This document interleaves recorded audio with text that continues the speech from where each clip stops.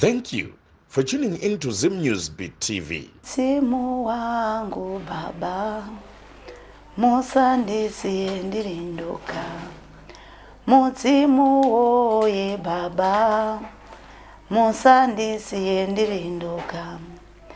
Madiko kuchengeta vana, tsoka ivo muchengete vana. Nyarara mwana kani nyarara, mwana kani nyarara. Sekuru oye baba, vakandisiya ndirindoga. Ambuya voye baba, vakandisiya ndirindoga. Nyarara, wacheme iko chinyarara. Naibaba kani nyarara, wacheme iko chinyarara. Baba kani nyarara, wacheme iko chinyarara. Nyarara mwana. Tinotenda. Ambuya makadini. Tinosimba mukoma Robert makadini. Tiripo isi zino rasi. Mukana ndichinyemwerera kudai. Zvinenge zvichiratidza change. Andirika. Ongo. Aiwa, tinotenda. Tatiti tidzoke zvakare. Tiite hurukuro nekuti pane mubvunzo mumwe unenge chibvunzwa nevazukuru. Zvinoisiswa mwe hatigoni kuipindura pasocial media apa. Tobva tati regai titese, regai tiuye kwamuri. Chekutakamboyandira kuti mundipe mutsauko wengozi nemudzimu muchidimbu. Ndingapindura nepadiki pamwe ndinogona kuzoramba hangu ndichienderera. Asi chinhu chinonzi dzimu, tinoziva kuti mudzimu mweya womufi akabata mabasa akanaka, akasarudzwa senhume kuti iuye kuzotiyambira nokutidzidzisa chakanaka. Asi mweya uyu weanenge akaparara unouya uchitaura pamunhu mupenyu anorarama. Pamunozonzwa paya munhu achitaura kuti ndini nometa, vachiziva nometa akafa kare kare. Asi kuuya kwake hauyi kuzouraya, hauyi kuzopa nhamo, hauyi kuzopesanisa dzinza. Ari kuuya kuzodzidzisa raibatwa nevakuru vakare, achiuya zvekare kuzochengeta mhuri, achiuya kuzoriritira. Ndiwo watinoti mudzimu, uchiuya nemakwara akanaka. Todzokera zvekare kunhau yengozi. Ngozi inomira pamhaka dzinenge dzakapahwa nevapenyu, dzinozoita kuti mweya wemunhu uya hauna kwaunoenda kana zvisati zvabuda pachena uye zvisati zvaripwa maenda kuvaridzi vedzinza remunhu wamunenge makatadzira. Nokuti pamwe pacho ngozi haisi nhau yokungouraya munhu chete, kuti munhu akafa ndiyega anodzoka sengozi. Pane zvivimbiso zvaiitika kubvira kare zvokuti vanakomana vaienda kunofudzira mombe vachigara vachiti tiri kutema ugariri, vozonzi tokupa mudzimai. Nokuzofamba kwenguva oshayiwa kana mwanasikana mumwe chete waipiwa, inokwanisa kumira sengozi. Koita zvekare pokuti tine vabereki vedu vakava vafanana namai nana baba vana mbuya nana sekuru. Kurova baba ingozi, kurova kana kutuka amai ingozi, kuputsa hari yamai chaiko ingozi. Saka ngozi idzi kazhinji chinozopa kuti tizobudisa zita rokuti ngozi, munhu anozodzoka, asi kudzoka kwaanoita ane marwadzo anotanga aitika pavapenyu kana mamwe matambudziko anozopa vanhu kushushikana kusvika pakutsvaga kuti chii chiri kunyanya kunetsa zvinozotiparadzira chakanaka. Koita zvekare kuti kushaya chiremerera nevabereki vako, vanogona kuzodzoka sengozi zvekare, zvokuti pamwe pacho toti vasiya musha, panogona kutadza kugarika pamusha pachiti vana ava vakanga vasingamiri neni, vanga vasinganditeereri. Zvinogona kutopa matambudziko kuti pakutozoda kugara pasi pachiripwa zvoda kuripwa, kana vana vachipiwa murango wopiwa murango wakafanira. Saka ngozi dzinodudza zvinhu zvakawanda, kwozoitavo munhu kuti aurawa, aparadzwa, zvikangotsikwa-tsikwa asina kuripwa. Nokuti nhau yokuripwa iya tiri kuti tabvuma mhaka yedu asi hatingangobvumi nemuromo. Tine zvibatiso zvatauya kwamuri kana ivo vanga vane mupwere anga akaparadzwa vava kuchireva mazwi kuburikidza zvingava zvipfuwo zvinenge zvatsvetwa kuti aiwa iwe nhingi chizorora murugare vanangana vauya padare riya vakatiripira zvakati chivasunungura kana ngari matambudziko ekuparara kwevapenyu ngaachizorora isusu hatisina mhaka naye zvofamba zvakanaka. Tiona ipapa pakuuya kwemhepo mbiri idzi ngozi nemudzimu. Tinonzwa vamwe vanoti ndichiri mudiki ndakagadzikwa parukukwe ndakataurirwa hamene zvinenge zvichitaurwa zvichida ndichiripiswa ngozi, kana kuti vamwe vanogona kuti ndakangogadzikwa parukukwe kana kuti pamhasa kana kuti pabonde pane zvakataurwa ndichiri mudiki asi handina kuziva kuti inawechi. Mudzimu uchiuya nometa anogona kugadzikwa parukukwe here, uye zvakare ngozi ichiripwa yekuti aziva kuti inogona kunge ichiripwa ichinzi ndiye mukadzi wako anogadzikwa parukukwe here. Ipapo pazvinhu zviviri papapa pakamira sei? Parukukwe panhano nhatu dzamataura idzi zvinoitika saizvozvo. Kana tichigara parukukwe zvinoreva kuti pane nhau yatagarira uye yatatsidza yatatendera taitambira kuti itambanuke kuburikidza nerukukwe. Ndosaka muchiona kuti rukukwe hapana pamunoona hwakapetwa, kunototambanudzwa zvoda nhau iyo yachotambanudzwa kuti aiwa iwe zvako takupa mudzimai uyu tatambanudza nhau iya yatakavimbisana agara pairi hakusisina kumwe kwaachaenda kune hakusisina munhu achamira achimira semurume wake iwogomutendera tapa iwe tazvitendera tatozvigadza. Ndosaka mizonda tichera noti rukukwe hunoshanda pakawanda, hunoshanda pakanaka, hunoshanda pakaipa. Zvakafanira kuti munhu akafa anoiswa parukukwe handiti wotodzikiswa uchienda wakadaro. Rukukwe tichitarisa chazoita kuti rurukwe huvepo idzodzi tsanga dzinogara pakanyorova. Kune unyoro hunenge huchitokumbirirwa kuburikidza netsanga idzodzi. Saka kana yanga iri ngozi yanga ine matambudziko tatomisikidza kuti matambudziko aya ngaachinyorova zvimire zvakanaka tabatanidza. Saka hatingati sei wengozi agadzikwa parukukwe nokuti rukukwe hahungogahwe pasina chatenderwa, pasina chiri kurevererwa chitogashirwa naye ari kudzwa wacho achichitambira. Ndo matauriro andingaita.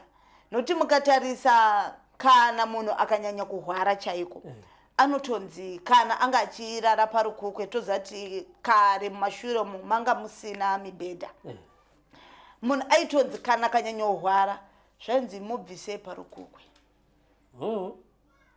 Nokuti rukukwe hwaigona kutobatira madzikirira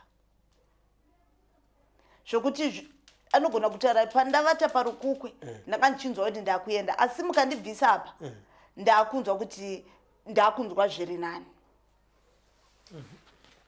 Saka rukukwe runoreva zvinhu zvakawanda. Nokuti kutogarira ikoku kana ndiri panhovo pokuti ndatotarisana nokuti handisisina tarisiro kurarama ndatotarisira hwendo hwangu hwokuparara kwenyama kuti hwatambanudzwa ndakuchitoenda. Saka tikabvisa tiri kupokana nezvimwe zvinhu zviri kuda kuzadzikiswa kuti aiwa kwete tichiri kuda chimisikizo chechakanaka. Uye mukatarisa kuti vana chaivo vainzi tairara parukukwe handitika asi pakurara parukukwe paitonzi nokuzofamba kokuendedzeka kwemizera vaitozobva parukukwe. Uye mukatarisa kuti munhu ainzi akabara mwana mucheche anga asingarari naye parukukwe. Saka muona kuti zvine kuyera kwazvinoita kuburikidza nokuti inhau yei yaisirwa rukukwe ihwohwo. So kuuya kwemidzimu munhu anogadzwa parukukwe here zvakare? Munhu zvinosiyana nemadzinza nemarudzi kana kuti nekunobviwa. Kune vamwe vanotambanudza dehwe, vamwe vanobaya mombe. Vamwe vanoti isusu hatitenderi kuti tibaye mombe nokuti mombe ine ropa. asi vamwe vanoti ndo zvatiri kutoda izvo zvakusiyana. Vamwe vanogarira parukukwe ihwohwo. Tachemera kutambanudzwa kwedzimu, nokuti mukatarisa rukukwe pachezvawo ukazunza honzi hwamunywa kashoma. Zvichitongorowo nechirevo chinenge chiripo. Hunorarama makore nemakore huripo.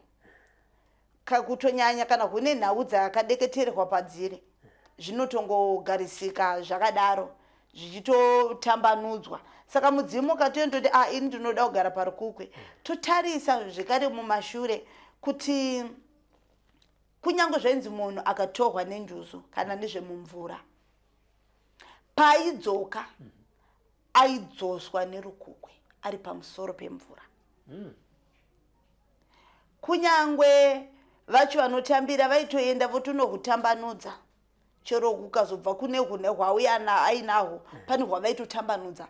Tatambanudza upenyu kuti hudzoke pacha tikwanise kuwadzana tiri pamwe chete. Saka zvinongoreva zvinhu zvakanda, asi kazhinji zvinenge zvichitambanudza nhau dzamunenge muchiita panguva iyoyo kuti idarerei. Uye richimisikidza zvekare tinoti kugadza, pane chatogadzwa, asi chagadzwa ichocho pane chakutenderwa kuti chitambanudzwe kuburikidza nezvamaita. Pane nyaya mataura yemufi, ndira kuti mutore kubva parukukwe munhu achirwara nekuzoti tinoona munhu achivigwa aine rukukwe zvakare. Toda kuziva kuti seruvimbo hwatiinahwo, tinovimba kuti chinozorora inyama, asi kune upenyu hutsva hwatiri kutoshuvira kuti hutambanudzike kwaari. Saka tatomisikidza rwendo rwake hwokwaari kuenda kuti hunomumirirawo zvakanaka. Kune nhau dzatisingagoni kuzonzvera kuti munhu akanaka here kana kuti akaipa, zvinozozikanwa nevanenge vazomutambira kwaanenge aenda. Asi isu vapenyu ndosaka muchiona kuti nyange pakanzi pafiwa tinongorumbidza zvakanaka, vashoma vanotaura zvakaipa, kungorumbidza zvakanaka. Asizve mukatotarisa kuti handiti munoona kuti pacho pahunonzi hwatsvetwa muguva zvasiyana nematambanudzirwa hwakaitwa apa, kuti muguva hunodamburwa nepakati. Pane kudamburwa kweupenyu hwanga uchirarama, pane kumisikidzwa kweupenyu hutsva hwaakuenda, uye pachiratidza kuti apa pava neimwe nhano yava kutorwa yasiyana neyatanga tichiziva. Handiti mukatarisa kuti humwe vamwe vanoti humwe hunotsvetwa pasi, humwe hwoiswa padenga. Tafukidzira. Tatoziva kuti hapana chichabuda, noti zvamufanira kuti tapeta. Zvakutozoda vanenge vakabata mabasa akanaka ndo vanozokwanisa kunzverwa kumberi kwavaenda ikoko kuna musika vanhu. Vonzi chidzokerai senharirire. So manga muchiti mimi munhu kana achirwara toti ngaataura ega iye achiti ndibvise pamubhedha mundiise parukukwe, zvine chirevo? Zvine chirevo. Munhu anogona kutoparara ari parukukwe ihwohwo kana nguva yake yakwana. Koita mumwewo kuti andondibvisei nokuti ndiri kurota vashakabvu vachindidana. Asi mukandibvisa apa ndinorara zvakanaka kana ndinonzwa kuti nyama dzangu dzakamira zvakanaka. Saka kune zvimisikidzo zvezvakawanda, ndosaka muchiona kuti panhau dzose dzine kudetembererwa kwadzinoita kutaurira. Kune mazwi anotaurwa kuti izvi tazviitira zvakati, izvi tazvirambira nokuda kwezvakati. Alright.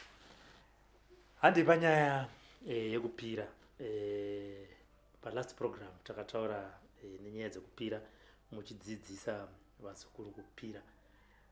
Pane mubvunzo wakazobudawo kuti kupira uku kune nguva here ende unopira uri pai chaipo chaipo? Hongu, kupira kune nguva. Ndichamboti tize mubvunzo zvishoma. Chekutanga ndiwe sedunga munhu anoda kuzoreva mazwi kuvakuru vake. Pane kuti vanasikana kana kuti vanhukadzi vakasviba havakwanisi kupira. Koita kusviba kunoreva zvakawanda. kune kusviba kwokusvibidza nyama kana kuti muviri wako. Kupira kwako kunotinetsei nokuti unenge wakasviba. Toenda kumahombarume. Zvinonetsa zvekare kuti imi munoziva mune mabasa makukutu amabata masango mauri wotongosvika uchibata mafembo chindoda kupira. Zvinotinetsei. Saka chekutanga kuchena kwehomwe, kuti mazwi aunotaura. Uye munhu paunoita chakaipa paya chero kachiita pakavanzika, iwe nemwoyo wako ndokudza ndatadza. Saka chikuru kutanga kuzvichenura wozopira zvako. Wadaro zvinogona kutifambira zvakanaka. Nokuti midzimu yedu iyi haidi tsvina. Tsvina tinodzibata nepakawanda wanda. Asi tiripo pakuti tinoziva kuti dzimwe inzira dzokuti hatigoni kutiza padziri. Asi tinozokumbira kuti tiri kuda kuti zvimire zvakanaka. Kune nguva dzatinoti kumakuseni kutanga na 3 koedza. Inguva yakanaka chaizvo yokuti usumire. Asi nguva dzekutanga kuma 2-3 inguva dzinonyanya kufamba machembere, madzitete nemadzimbuya edu. Tobvapo kune vamwe vanoti vada kungogara vachisuma. 26 ndiyo nguva yauri kubuda mumba. Wava kusuma zvekare uchikumbira kuti zvakuri kubuda zuva ngavo umwenje uchavhenekera pandichafamba kana chandichaita chinoda chaedza.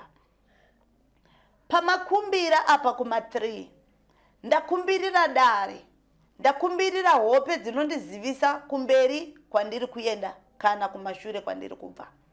Ndakukumbira kuti ndipeivo zviroto kana pasina chawarota, kana pane chawanga warota wava kutenda kudzorera dare kuvaridzi kuti hongo mandizivisa zvakati. Kana zviri zvakanaka ngazvizadzikiswe, kana zviri zvakaipa ngazvizorore. Toenda 12 masikati. Tongoti kutanga kumahafu 11 kusvika kumahafu 12, kumahafu 1. Haisi nguva yatinokurudzirana kuti tinge tichisuma dare. Inguva yokuti haina nhau, haina anoteerera, haina anogashira. Inguva yekutongosiya yakadaro. Tozoenda zvekare rorereka zuva kwakuma 3, 4, 5, 6 zvichienda. Wakusuma kuti rima rauya. Asi ndinokumbira mundivanze pamweya yerima inotenderera. Ndichikumbira meso enyu anoona zviri kure. Anditungamirire ndione zvingaitika ndichinge ndakarara. Muchindipatsanurira hope. Tutwa mwana wava kuvata zvekare. Sumira kumidzimu yako uchikumbira kuchengetedzwa. Uchikumbira kubuda kwezuva ramangwana rine zvikomborero. Koita 12 o'clock pakati nepakati peusiku. Ini ndinoti inguva yatinoti inosimuka vadzimu vedu hazvine kuti machembere kana kuti machangamire. Machembere anogona ngozoya kuzopururudzira. Asi inhau inenge yakanyanya kudondana nemadzitateguru kumadzisekuru edu. Mava kuchikumbira kuti ngavachimira nokuti 12 ndiyo nguva inosutsa mhepo dzakasiyana siyana kana kuti mashavi akasiyana siyana akanaka naakaipa. Inguva yatinoti inguva inotorura pachezvayo. Wakuchikumbira kuvadzimu vekwako kuti ndiri kukumbirawo rakajeka, ndiri kukumbira angava mazwi, ndiri kukumbirawo zano. Kazhinji uchipedza musumo wa 12 kune hope dzinouya dziya dzatazoti kuma 3 ndokudza unozodzosera uchikumbira zvekare kuvatsvairi venzira iwo machembere kuti ngaachitsvaira nzira dzimire zvakanaka, kana pane rakaipa ngavachitibatsira kuti vativhikirire tisapinda mariri. Ndinovimba kuti panguva idzi dzakakosha zvisingaiti pakudzitevedzera. Handiti tichizvarwa mbuya munhu nemunhu anozvarwa nechipo chakasiyana. Zvimwe zvinokurumidza kuonekwa zvipo, zvimwe zvinozoonekwa nekufamba kwenguva. Pane here nguva yaungazoti muupenyu unogona kuona chipo, kana ndichitaura chipo anditaura senge chipo chinooneka chekutamba kana kuti bhora kana kuti chipo chekuimba, asi pane zvipo zvimwe zvinenge zvakati vanzikei zvinogona kuzooneka pamberi apo. Ndepapi paungatanga kuzoziva kuti ndofunga izvi ndicho chipo chandakapiwa naMwari, uye zvakare zvakakosha sei kuchengetedza chipo ichocho? Kune zvipo zvikazhinji zvinozikanwa nemuridzi wazvo. Imi vari kunze musati maziva zvakanyanya kana musina meso ekuona zvakavanzika. Zvakafanana nechipo cheutariri. Chinotanga chero mwana achitotanga kugona kutaura. Asi iwe unogona kungokura uri mazviri uchiona sekuti zvinhu zvinongoitika zvega. Anogona ngoya nemazano mwana iyeye achidzidzisa madii madai mototevedzera zviya zvomira zvakanaka. Pambacho otaura kuona zvinhu zviya zviri kungoitika, iye ari kungoti ndiri kungotaurawo zvangu. Vakuru vanozviona asi vanozvivanza kukuzivisa kuti ndizvo zviri pauri. Chekutanga chinoita kuti vavanze haisi nhau yehuipi, inhau yokuitirawo kuti iwewo ukure, vachiona zvekare kuti uri kunzwisisa here zviri kuitika pauri. Kazhinji vakuru vanozomirira pane chaitika zvonzi achiuya ugare pasi, rega tingokumbirira tingotaurira mazwi, vamwe havakumbiri asi vanogona kutanga kungotaura mazwi unge vari kupopotera kana kuti vane zvavari kukumbira. Vamwe vazhinji vabereki vanogona kuti hatozviziva muripo baba, aiwa motitarisa kasi vana venyu hamuzorambika mochema, hamurambi makatsamwa. Kazhinji zvinowanza kuitwa pavana vakatsamwa, nzi aiwa mwana achiri mudoko musiyei mukatitsamwira isi tosangana nematambudziko. Mashoko ari kutaurwa asi ane chirevo. Kozoti pava paya wega wakuvhurika meso, asi kune nhau kana chiprofita chikuru chinenge chitaura newe chinonzi hope. Nokuda kuti hako zvimwe unenge uchikwanisa kupatsanura zvimwe usingapatsanuri.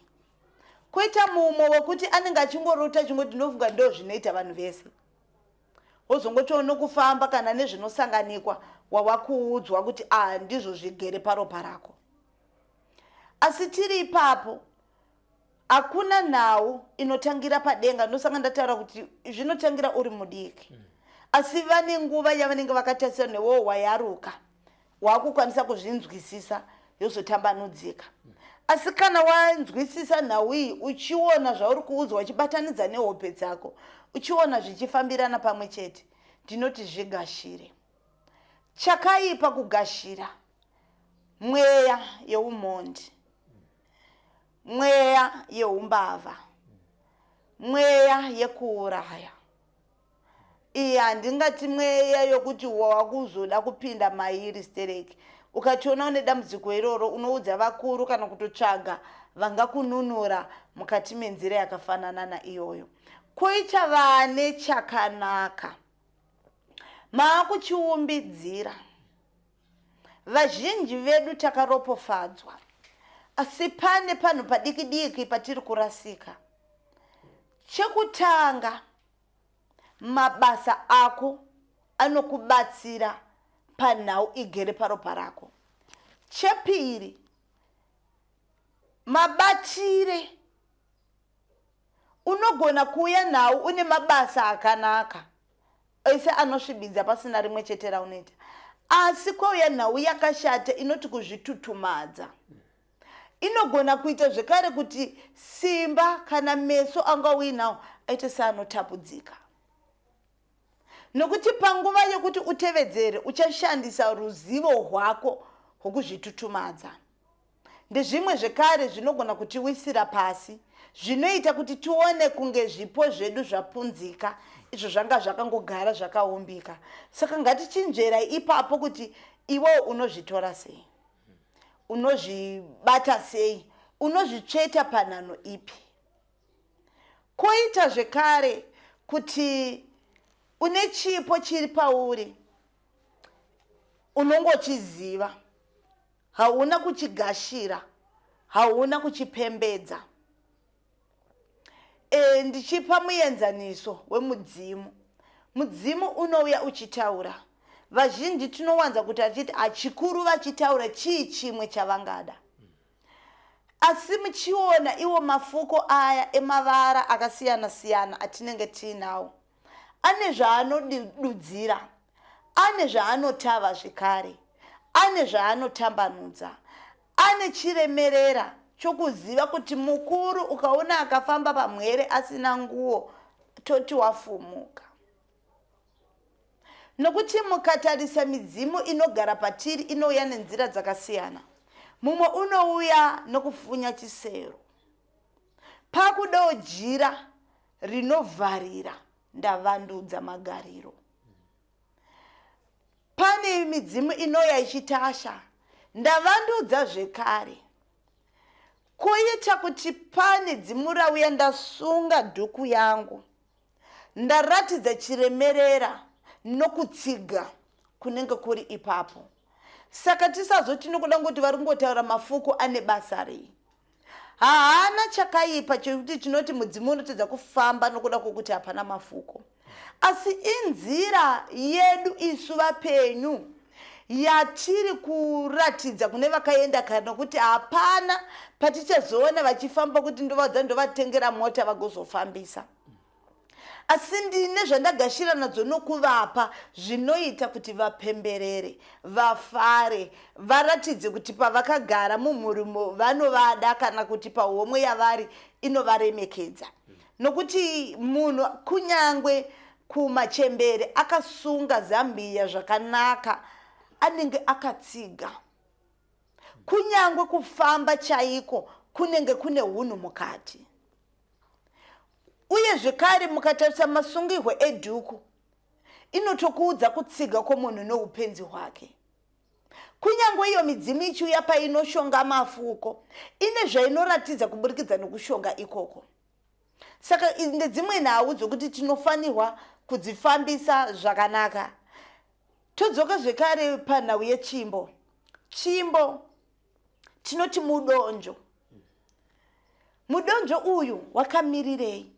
Mudonjo wakamirira kutava kumhandu dzinouya. Nokuti mukatarisa kubvira kare, vakuru vedu hakuna aipinda musango ari mwanakomana kana kuti ari hombarume asina chimbo yaiva nayo. Vaiti kana kukauya chikara une chokurovesa, kana kukauya usavi une chokurovesa, haungofambi uchirasa maoko.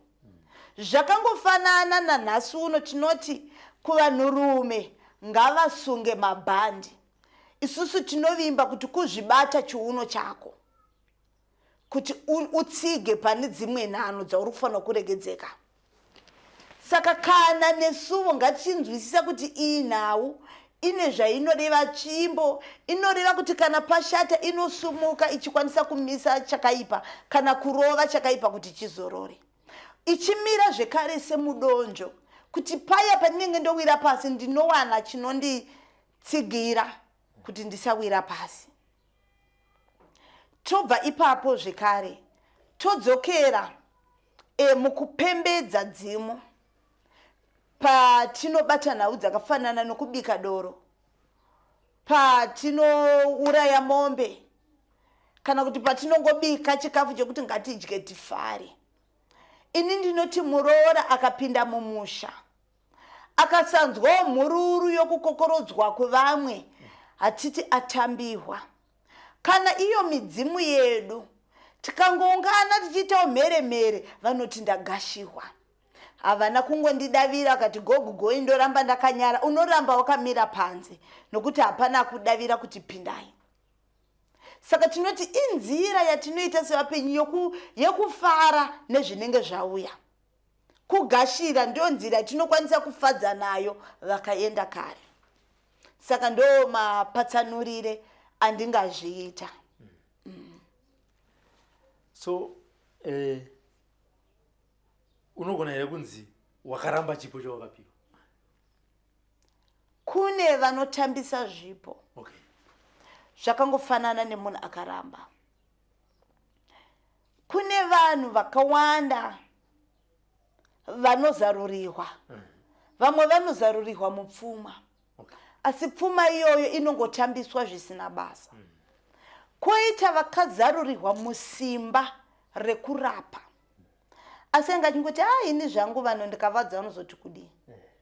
Koita munhu akazarurirwa kungouya nemazano okungoti mukadai zvinomira zvakanaka. Koita munhu akazarurirwa kuti pachese chaanobata kana chaanotaura chinofanirwa kuzadzikiswa. Asi anhu vati zvingatisiyana nazvo zvozondisvitsa kusiku. Watambisa chipo, waramba chipo chako kuti chiratidzire ukuru kudarika hwauri kuona. Nokuti vazhinji nauya musingazivi, vese vamuri kutarisa vari pazvinhano zvikuru zvinoremekedzeka vakatanga nenhano yauri iye. Kukura kwechipo chinokura nokuchishandisa kwako. Kana vanoziva chiprofita kana kugahwa nedzimu, nguva yaanopatsanura dare ndiyo nguva inouya mamwe mazwi. Asi dare achiritanga inouya iri nhau imwe chete, kungoti ndinoda kutaura nemwere yevaira soko. Asi pachangoti hongu ndiri pano, vobva vachipa nhau iya yokuti zvakamira zvakadai, zvakamira zvakadai, zvojeka. Saka ukafundira chingoti zvine basa rei, haukuri. Unoramba uchingori mudiki uye haukwanisi kuti chiri pauri chionekwe udzamu. Zvinotoonekwa nemabasa nemaitiro nokuzadzikisa zvinenge zvarehwa.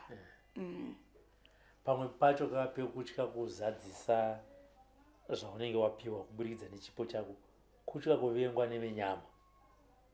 Chandinokuzivisai nokukusimbisai, kusiyana kwatakaita ndiko kusiyana kwakaita mabasa nemifungo yedu. Ukaita chakanaka nhasi, mangwana ndiri mhandu yako nokushoropodza chakanaka chawakapiwa. Ukaita chakaipa unoshoropodzwa zvekare. Asi ini ndinoti chakanaka chichava chapupu kumberi kwouso hwako kana kumberi kwevavengi vako. Hazvinei kuti vareva zvakaipa kana kuti vareva zvakanaka. Asi mbeu isina kuguhwa moyo inongomera chete. Ingatambudzika muzuva, asi inoramba ichishingirira, ichiratidza kuti mangwana tsanga imwe dzichabuda dzava 100 dzikararamisa vakawanda. Saka iwe haungatyi kuita chakaipa nokuda kwokuti vadzivisi vakagara variko. Asi vadzivisi kuti chifamba nekufamba kwenhano varipo pakunyadziswa, varipo pakusiiwa vasina zano. Nokuti munhu ane zano rakaipa akakundikana anokurumidza kuzviratidza kuti ndakundikana.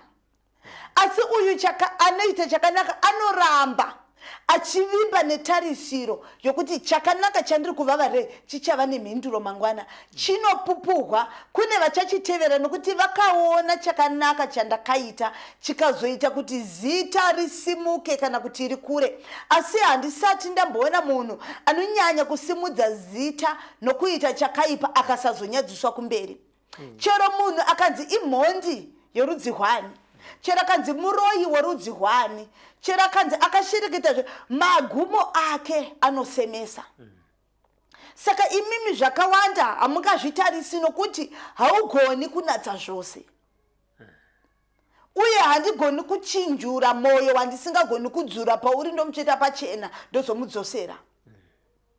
Asi ndinoti iwe unoita chakanaka, ramba uchichiita kuti wakaipa nerimwe remazuva achatevera, kuti uzive kuti iwewe pachezvako une zodzo. Pese paunobata chakanaka, uyu wechakaipa anototevera mushure mokunge wafamba.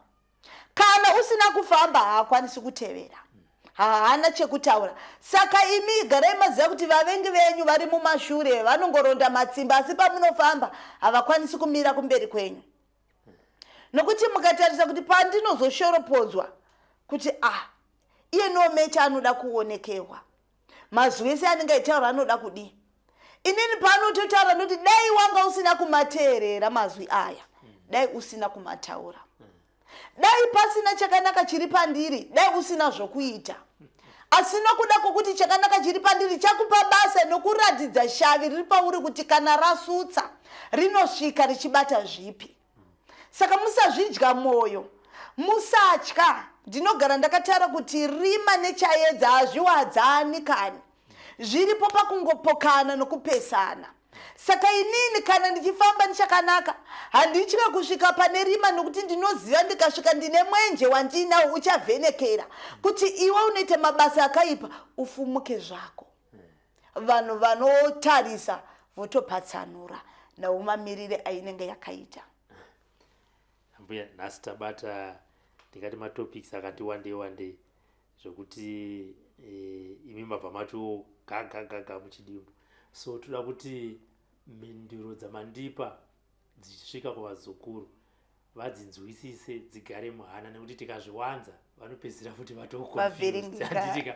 Mashoko enye kupedzisira ambuya ndeyekuti chipa zara nhasi muchibva mavhara nekambo.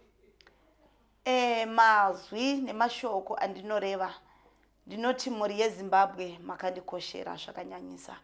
Ndichitenda nerutsigiro hwakanyanya hunondipa shungu nechido chokuti ndimire pano nhasi ndichireva mazwi. Dai pasina imi maimateerera handina wandaiudza. Dai pasinavo imi munonhonga zviviri zvitatu mozvitevedzera moona mhinduro, handairamba ndichibata ndichienda kumberi. Ndinotenda nokunditsigira nokundisimudzira pandinenge ndaneta. Ndimi munondipa simba. Ndinoti kunyanya vane matare evadzimu agere paropa ravo, kana vane matare mamwe anorema, musarasa tarisiro kana vimbo yamunenge mine kuburikidza nematambudziko amunosangana nawo. Hakuna nzira isina makata, hakuna hwendo husina mupikisi. Asi ndinoti ramba wakamira panzvimbo nokurevesa. Nerimwe remazuva zvinoita misi haifanani, madzinza haafanani, asi rimwe remazuva mufaro unenge uri kwauri. Ngatiremekedzei madzitateguru edu, ngatiumbiridzei nhaka yavakambotisira yavakafamba nayo. Usatarisa kuti hatisisina vakuru, chigere pauri ndicho chakakura kudarika mukuru wauri kutarisira, nokuti haana kukwanisa kukupatsanurirai sekupatsanura kuri kuita vadzimu vauya kuzogara pauri. Rambai muchitevedzera nokubata nokurevesa. Ndichiti inini mbuya Zarura Masango ndakamira kubandiko remidzimu reurapi rekususikidzwa matare ekuti vadzimu vakwanise kuuya vachireva mazwi vachifamba zvakanaka, kuzorodzwa kwemhepo yakaipa nokusimudzirwa kwedzimu rakanaka, kuumbwa kwemisha. Zvimwe zvacho ndingatadza kunyatso kuzvitaura nemazviri, asi zvine varidzi vanobata basa vanodawo mhinduro. Ndinoti ndenge chikupindurai, asi hadzisi nguva dzese dzandinokwanisa kubatika. Zviri nani kutanga mabvunza kuti inguva ipi yokuti parunhare tinobatana topatsanurirana zvakakwana zvakazara. Asi ndine urombo, kune mazwi anodzura moyo kana kuti anoshayisa simba. Ekutanga wabvunza kuti makadii muchemberi, ndaneta ndinoda kubatsiwa. Ini ndinotoneta yavo nokuti handina pekutangira, nokuti iwo wakatoneta. Kune mazwi atinogona kutaura seakanaka asi asina, nokuti ukaneta usisina tarisiro. Saka uchazova here netarisiro pauri kutarisira ndinoberekwa. Saka ini ndinoti ingoti ndinokumbira zano negwara. Pakayambuka ngana hapasi paunoyambuka.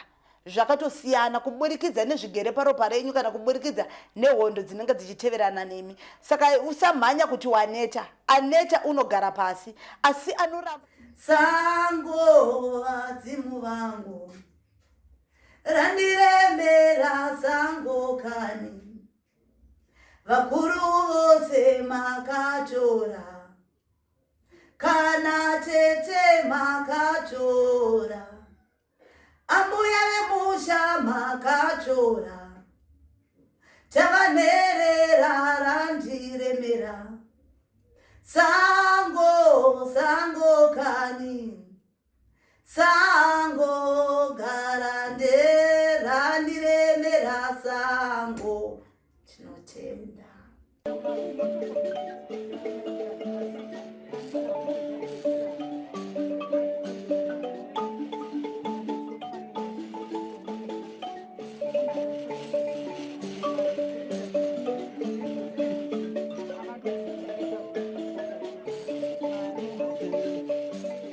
Thank you for tuning into Zim News Beat TV.